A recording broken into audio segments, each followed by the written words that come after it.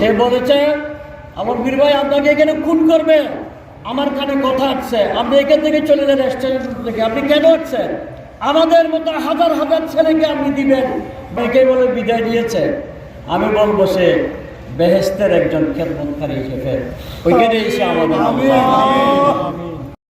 বাবুলের সাথে আমার সম্পর্ক ছিল একটা আত্মার সম্পর্ক। অনেকে হয়তো বা জানতো না, এমন কোনো দিন ছিল না তার সাথে আমার কথা হতো না, হয়তো এইটাও কেউ জানতো না। বাবুল এমন একজন ছেলে ছিল, আজকে প্রমাণিত হয়ে গেছে। আমরা যারা আশা করি মহান রব্বুল আলামিনের দরবারে রমজানে যেন আমাদের মৃত্যুটা হয়, আমাদের কাছে কষ্ট হচ্ছে একটাই, সে অল্প বয়সে আমাদের কাছ থেকে চলে গেছে।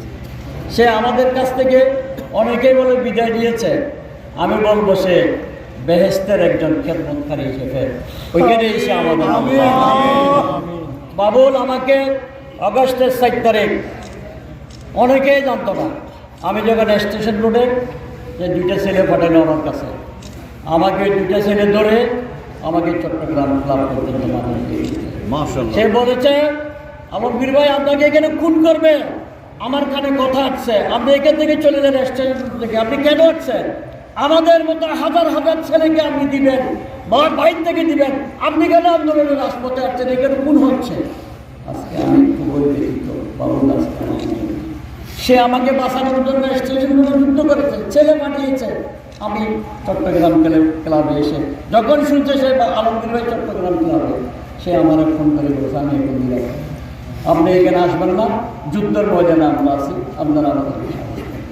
বাবুল আমাদের কাছ থেকে বিদায় নিয়েছে, আমরাও যেতে বসি ইনশাআল্লাহ বাবুলের সাথে আমাদেরও যেন জান্নাতের বাবুলের মতো সন্তানের মতো যেন আমরা থাকতে পারি, দুনিয়াতে যেন আমরা এই কাজগুলো করে দেই।